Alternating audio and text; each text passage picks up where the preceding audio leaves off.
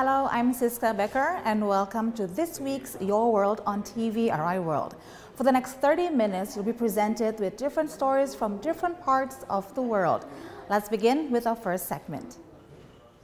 For our first segment, we go to the Middle East, where humanitarian situation in Gaza continues to worsen, from deepening medical crisis to stalled aid efforts.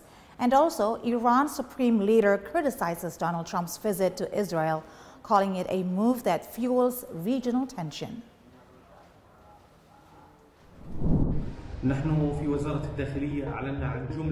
Palestinian Ministry of Interior announced a mechanism for Palestinians in the Gaza Strip to obtain a Palestinian passport. This initiative aims to facilitate their access to the modern biometric passport system, which ensures the highest levels of security and data accuracy. This is a significant step in enhancing the reliability of the Palestinian passport and easing travel for citizens, especially given the difficult circumstances in Gaza following 2 years of the war of genocide, which caused many to lose their official documents due to the widespread destruction of their property.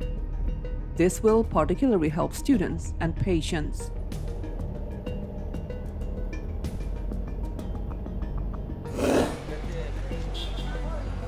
The Under-Secretary General for Humanitarian Affairs and Emergency Relief Coordinator, Tom Fletcher, wrapped up his visit to the Gaza Strip over the weekend. Fletcher went to a UNICEF Nutrition Center in Gaza City on October 18, where humanitarians are working to get hunger levels down. In Gaza City, he also visited the patient-friendly hospital, a pediatric facility in urgent need of more supplies and staff. Further south in Deir al-Balah, Fletcher went to a community kitchen run by World Central Kitchen. The site is producing 50,000 hot meals each day, with plans to further increase. I have 12 beds offering pediatric services. Amid scenes of piled-up waste scattered across various areas of the Gaza Strip, concerns are growing over mounting health and environmental risks, as municipalities face major difficulties in managing solid waste following the destruction of infrastructure and the loss of access to the two main dumping sites on the outskirts of the enclave. In an effort to address the crisis, the United Nations Development Programme, or UNDP, has intensified its work to organize and manage these temporary sites as part of its broader efforts to support Gaza's reconstruction and improve health and environmental conditions for residents.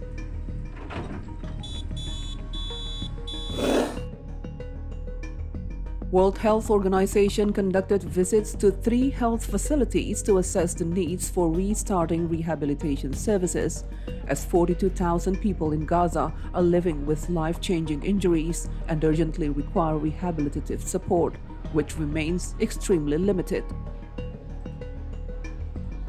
At Al-Daraj Primary Health Center, around 30 to 40 patients seek rehabilitation services each day. Traumatic injuries are prioritized, while non-trauma cases are seen once a week due to limited capacity. Rehabilitation services at Al-Ahli Hospital are largely unavailable.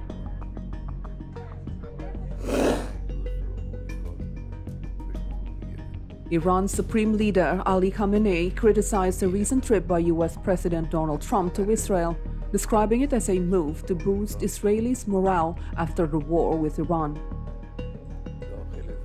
He said Trump in occupied Palestine tried to give hope to the disappointed Zionists with a bunch of nonsense and buffoonery, and Trump was slapped so hard in the 12-day war with Iran that they couldn't believe and they didn't expect it.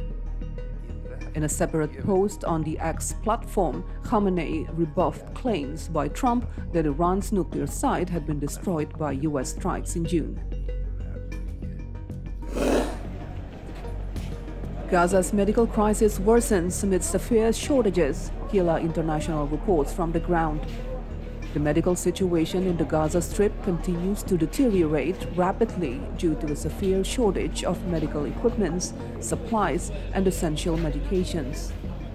Gila International has been closely monitoring the crisis through its ongoing field work since the beginning of the escalation.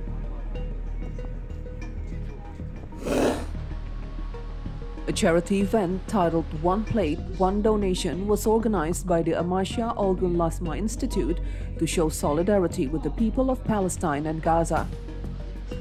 Held in the garden of the Institute, the event brought together Amasya Governor Onder Bakan and his wife Elif Bakan, Amasya Deputy Mayor Ali Bodur, local institution directors, political party representatives, and members of various NGOs.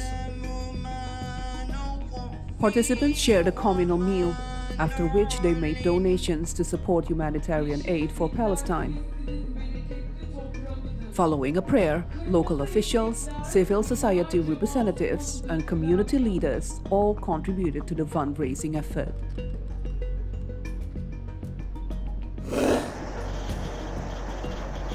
The flow of humanitarian aid dispatched by the King Salman Humanitarian Aid and Relief Center, or KS Relief, continues to reach affected Palestinians inside the Gaza Strip. Saudi humanitarian aid convoys entered Gaza from the Kerem Shalom crossing, carrying food baskets, shelter kits, and large quantities of fuel and cooking gas. The aid was delivered to the Saudi Center for Culture and Heritage in Gaza.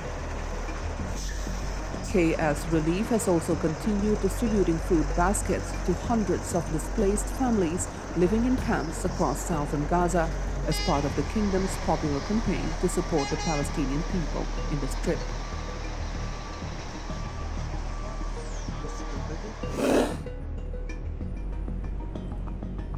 Just weeks after they fled their homes in northern Gaza, Palestinians have returned to scenes of immense destruction.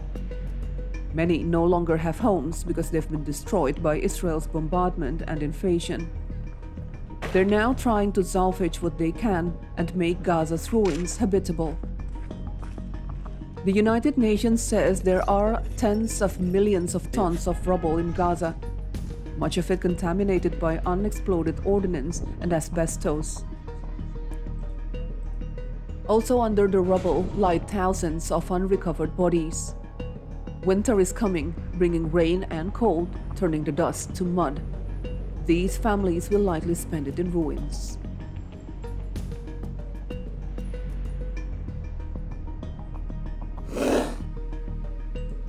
The Rafah crossing between Egypt and the Gaza Strip has encountered new complications just before its planned reopening, hindering humanitarian aid deliveries into the enclave where displaced Palestinians are bracing for the winter months ahead. Israeli Foreign Minister Gideon Sa'ar had said that the Rafah crossing would probably reopen on Sunday. However, on Saturday night, the Israeli Prime Minister's office announced that crossing will remain closed until further notice, and the timing of its reopening will depend on how Hamas fulfills its commitments regarding the return of the bodies of the deceased Israeli hostages and the implementation of the agreed ceasefire framework.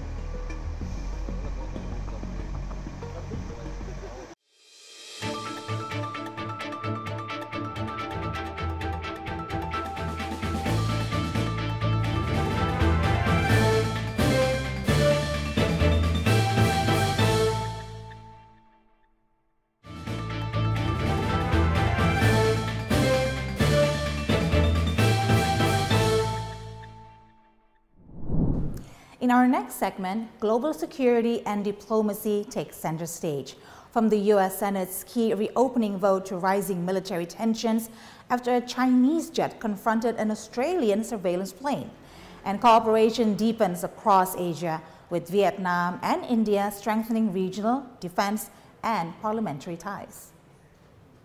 Yeas votes, and the nays are 43. The Senate failed to advance a House-passed measure to reopen the government for an 11th time on October 20th. 50 senators voted in favor of advancing the measure and 43 voted no, falling short of the 60 yes votes needed. 7 senators did not vote and no New Democrats voted in favor of the bill.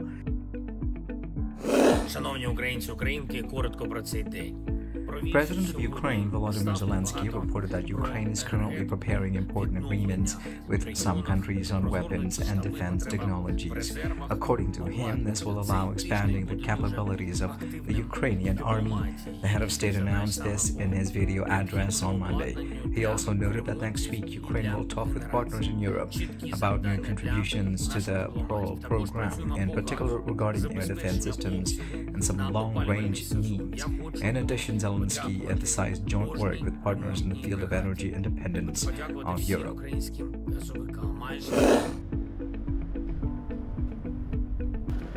On Monday afternoon, National Assembly Chairman Tran Thanh Man hosted an official welcome ceremony for Hungarian National Assembly Speaker Laszlo Kövér, who was leading a high-level delegation on an official visit to Vietnam. Following the ceremony, the two sides held talks. The visit is especially significant as it coincides with the 75th anniversary of diplomatic relations between the two countries.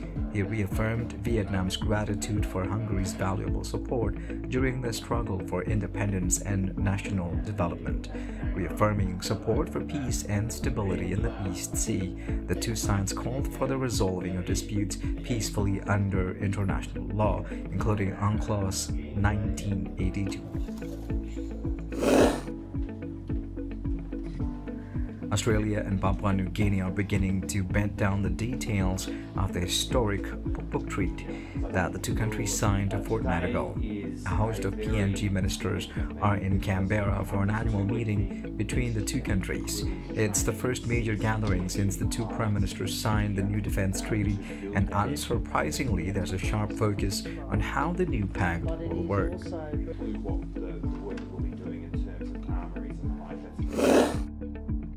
National Assembly Chairman Tran Thanh Man said the 10th session marks both the conclusion of the current tenure and the start of a new development phase.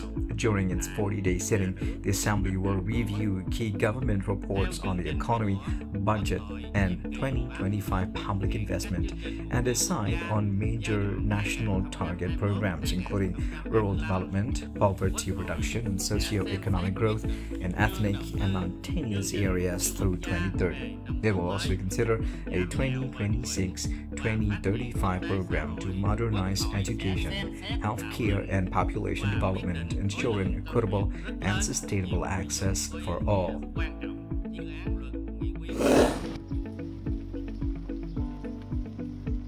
The commander of Thailand's 1st Army Area, Lieutenant General Prayut Luang Swan, visited the Cambodian border in Sa Kaeo province today to oversee landmine clearance and prepare the return of demined lands to residents. The commander monitored operations in Bang Non Chan, Kok Sung district before heading to Bang Non Ya Kao to hand over 100% cleared plots to two registered landowners whose names appear on title deeds for the cleared plots. The Australian government says it's concerned about an unsafe and unprofessional incident between Chinese and Australian military aircraft. Defense Minister Richard Marles says an Australian Air Force P-8 aircraft was doing a routine maritime surveillance patrol in the South China Sea when it was approached by a People's Liberation Army fighter jet that released flares. Authorities are investigating 64 Koreans repatriated from Cambodia. They are both victims who held captive and suspects in various crimes. On Monday, police request warrants to detain 59 of them. Handcuffed Koreans leave the airport arrival area and their faces are completely covered with caps and masks. Most of them face charges of involvement in romance or no-show scams carried out inside Cambodian criminal compounds.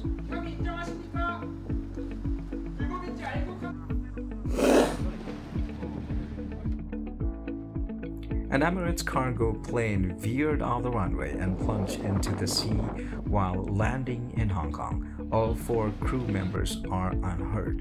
However, during the incident, the aircraft also apparently struck an airport patrol car, knocking it into the sea, and the 2 people in the car died. The airport's north runway is closed due to the incident, while the other 2 runways remain in operation. The Transport and Logistics Bureau expressed deep concern over the incident and sadness over the deaths of the 2 ground staff. An Indian Army contingent comprising 120 personnel participated in the annual exercise that will conclude on 26 October. The Indian Army contingent is led by a battalion of Gorkha Rifles, along with troops from other arms and services. Exercise is aimed at enhancing military cooperation and providing a platform for participating armies to exchange tactics, techniques, and procedures in the domains of sub-conventional warfare and urban or semi-urban terrain.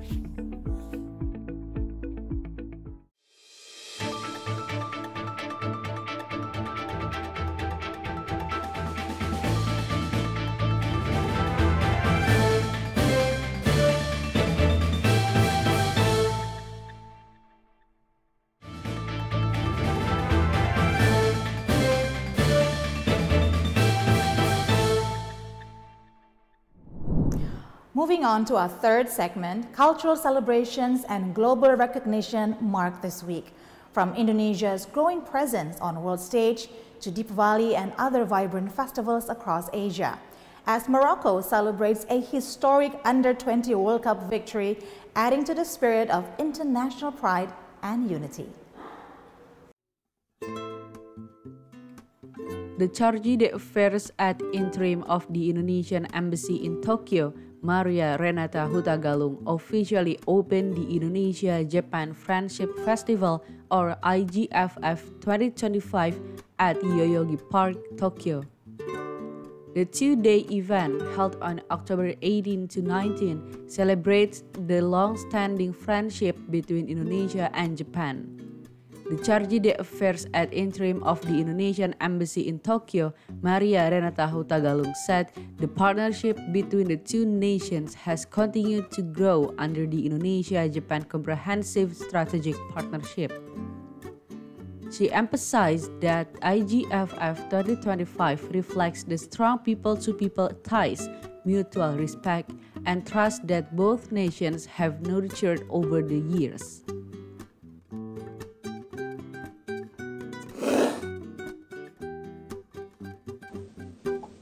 The Indonesian language has been officially designated as one of 10 official languages to be used at the 2025 UNESCO General Conference. This marks a significant milestone in global recognitions of Indonesia's role on the international stage. The decision was adopted by acclamations during the 42nd UNESCO General Conference in Paris on November 20, 2023, under Resolutions 42C28. According to data from the Cabinet Secretariat of the Republic of Indonesia, since then, Indonesia has been used in UNESCO documents, reports, and plenary sessions alongside 9 other languages: Arabic, Mandarin, English, French, Russian, Spanish, Hindi, Italian, and Portuguese.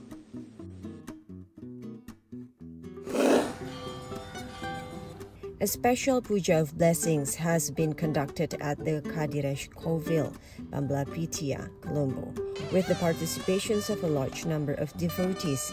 Another special puja was held at Mayura Pati Kovil, Welawata. This has been the special blessings puja held at the Vishnu Kovil at Nedimala, Dehiwala. Hindu devotees of Kalutara area gathered to Sri Kadirwalayuda Swami Kovil to celebrate Deepawali. Tamil Hindu community of the hill country attended the main Deepawali religious observances at Sri Manika Pilarayar Kovil in Hatton. The International Purple Fest 2025 in Goa is a landmark global gathering advancing inclusion and accessibility. This piece spotlights 2 urgent fronts, using inclusive data to strengthen disability counting in national consensus and dismantling systemic barriers to advance health equity for persons with disabilities. It weaves insights from the Maldives, Russia, Bhutan, UN India, UNICEF India, UNFPA India, WHO India, and WHO Zero. A companion session also examined how technology and AI are widening access and opportunity. Morocco won the 2025 FIFA U20 World Cup in Chile, thanks to a first-half brace from Yasser Zabiri, leading his country to a 2-0 victory over Argentina in the final. This is the first world title for the Moroccan national team and the first feat in the history of Arab participations in the various football tournaments organized by the Federations Internationales de Football Associations. With this victory, Morocco became the first Arab country to win the FIFA U20 World Cup and the second African country after Ghana in 2009.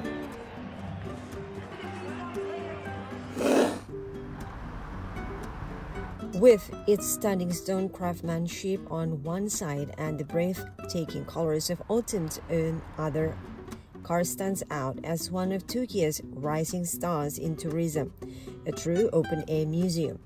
Many of the city's iconic stone buildings were constructed during the Russian occupations in the late 19th and early 20th centuries, when Kars was under the rule of the Russian Empire.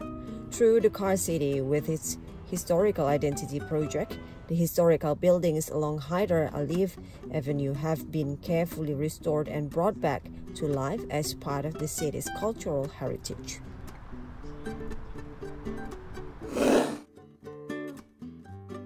The ancient city of Hadrianopolis, located in the Eskipazar district of Karabuk province, Turkey's Black Sea region, stands as one of Turkey's remarkable archaeological treasures, revealing invaluable insights into the region's rich historical and cultural heritage. The ancient city of Hadrianopolis has been designated an archaeological site by Turkey's Ministry of Culture and Tourism. The city, which dates back to the late Chalcolithic, Roman, and Byzantine periods, began excavations efforts in 2003. These findings shed light on the ancient city's significance and role as a center of culture and religion. Hadrianopolis has become not only an excavation site but also a center where visitors made history. The sacred relics of Lord Buddha returned from Russia's Kalmykia to New Delhi, serving as a spiritual bridge that strengthened ties between the two nations and revived historical Buddhist connections. The relics were brought back to India by the Lieutenant Governor of Jammu and Kashmir, Manoj Sinha. The expositions of the sacred relics of Lord Buddha drew an unprecedented response, with nearly 100,000 devotees paying their reverent homage at the iconic monastery, popularly known as the Golden Abode of Shakyamuni Buddha.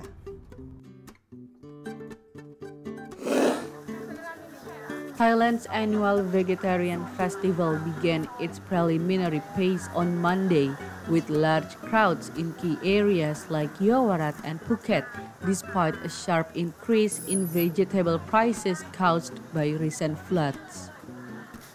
The 9-day festival started a day early for the traditional stomach cleansing ritual, abstaining from meat for merit and preparation.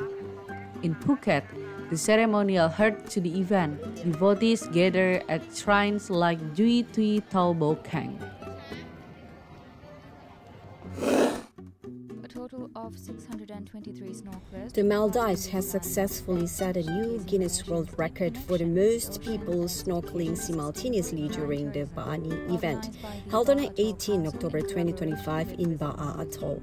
A total of 623 snorkelers took part in the landmark event, showcasing the nation's deep connections with the oceans and its dedications to sustainable marine tourism. The Bani event stands as a powerful symbol of unity and purpose, perfectly aligning with Visit Maldives Corporation's mission to position the Maldives as a global leader in marine tourism and sustainability. It demonstrates how tourism and ocean conservation can thrive together.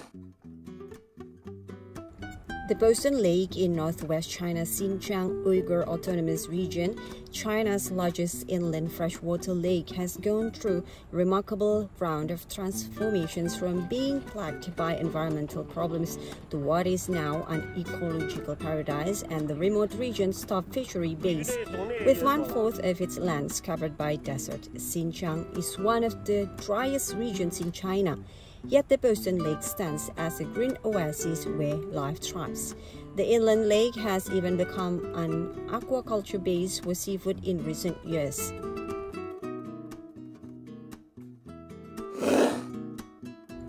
October 20th marks the celebrations of Lakshmi Puja, a significant day in the Hindu festival of Tihar, dedicated to Goddess Lakshmi, the deity of wealth, prosperity, and good fortune. This day is observed with deep devotions, joy, and a variety of traditional rituals, particularly during the evening. In many households, prayers and offerings are made to Goddess Lakshmi with hope for prosperity in the coming year. People often stay awake late into the night, keeping their homes lit as a gesture of devotion and to ensure they do not miss the goddess' visit.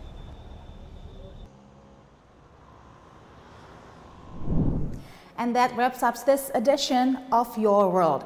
Thank you all for watching. I'm Siska Becker. Until next week, take care and goodbye.